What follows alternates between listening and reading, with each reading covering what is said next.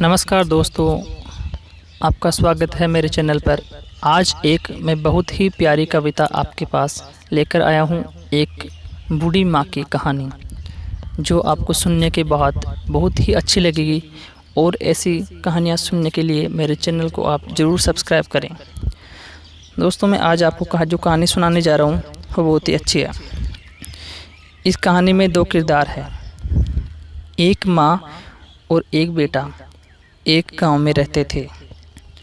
उस माँ के एक ही बेटा था और उसके पति का स्वर्गवास हो गया था, तो वह अपने बेटे की शादी भी करना चाहती थी और उसके लिए लड़की देख रही थी। लड़के की उम्र 32 साल हो चुकी थी और वह पढ़ाई कर रहा था। एक दिन बेटा अपनी माँ को बोलता है, माँ, मैं किसी काम से लंदन जा रहा हूँ और मैं आपको तब तक के लिए किसी ऐसी जगह छोड़ देता हूँ जहाँ पर आप आराम से रह सको। माँ बोलती है, ऐसा कोई ज़रूरी काम है क्या बेटा? बेटा बोलता है, हाँ माँ, मुझे जाना ज़रूरी है। माँ ऐसा बोलकर बेटे को बोलती है, चलो ठीक है बेटा, मुझे छोड़ दो। बेटा माँ को वृद्धाश्रम छोड़ देता है।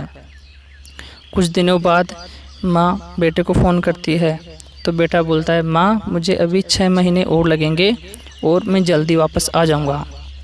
ऐसे 6 महीने और निकलने के बाद फिर माँ फ़ोन करती है तो बेटे का यही जवाब आता है कि माँ, मुझे अभी 6 महीने और लगेंगे और मैं जल्दी वापस आ जाऊँगा। वृद्धाश्रम में और सभी साथ के जो लोग रहते थे उनके चेहरों पर चमक नहीं थी, क्योंकि उनके बेटे माँ उनको छोड़ गए थे और उनको लेने आने की कोई उम्मीद नहीं थी। लेकिन उस माँ के चेहरे पे चमक थी, क्योंकि उसे उम्मीद थी कि मेरा बेटा मुझे ज़रूर लेने आएगा। लेकिन सब वृद्धाश्रम में ये बोलने लग गए थे कि अब इसका बेटा भी इसे वापस नहीं लेने आएगा।